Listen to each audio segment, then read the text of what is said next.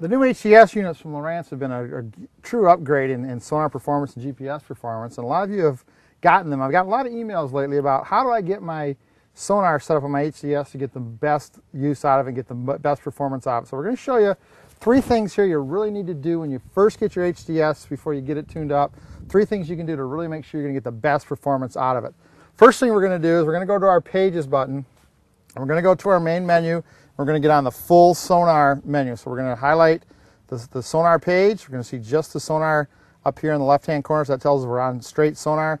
Go ahead and press Enter, and that'll take us right to our Sonar page. Now, depending on how your unit came from the factory, you're going to see either a brown and green screen or a blue and green screen, not what you're used to from Lowrance. We're going to show you 3 steps to get that back to where you can get the best performance out of your unit and get a picture you're used to seeing. Now, the first thing we're going to do is we're going to hit the menu button 1 time, and we're going to go down here to where it says Settings. We're going to highlight Settings. We're going to press Enter. We're going to go into the Sonar Settings menu by activating the right arrow key. Now, we've got 3 options here, or 2 options here we're going to work from. First thing we're going to do is we're going to go all the way to the bottom and go to Installation. So we're going to highlight Installation and press Enter.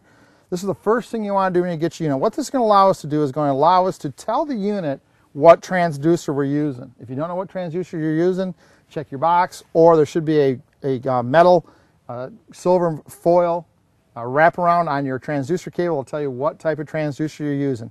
So what we want to do is we want to come down here, we want to highlight transducer type. You can see the blue on the boxes. We use our down arrow key. So now we got the transducer type box highlighted in blue. We're going to press Enter, just like we always did on Lowrance product. That's going to give us a drop down menu now.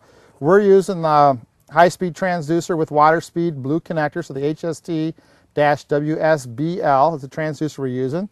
So find the transducer you're using, highlight it here, and once you get it, go ahead and press Enter. That's going to change your transducer type. Very important. The first thing you want to do to get your sonar set up right. Now once you got the transducer type selected, hit the down arrow key, highlight Save, go ahead and press Enter, and you've changed your transducer type. It knows what signal, what frequency you should be looking for from your transducer. First thing you want to do. Second thing you want to do, once you do that, hit the menu key again. We're going to go back into the settings. We're going to press Enter, back into our Sonar settings menu, and now we're going to go down to fishing mode. The default is general use, and we don't want to use that. Even for salmon fishing, guys, you want to highlight fishing mode, press Enter.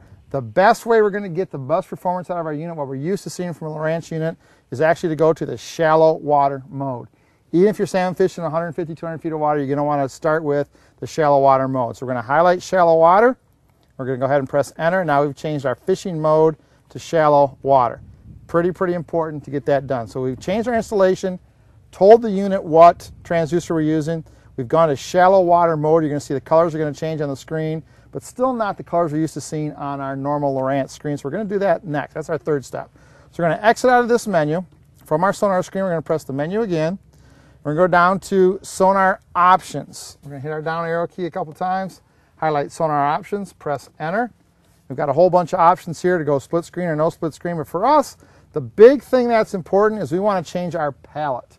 Now the default palette is either palette 13 or 14, depending on how your unit comes from the factory. We're going to go down, we're going to highlight palette, we're going to press Enter. In the traditional Lowrance, white background, black, blue, yellow, red that we're used to seeing on Lowrance is actually palette number 1.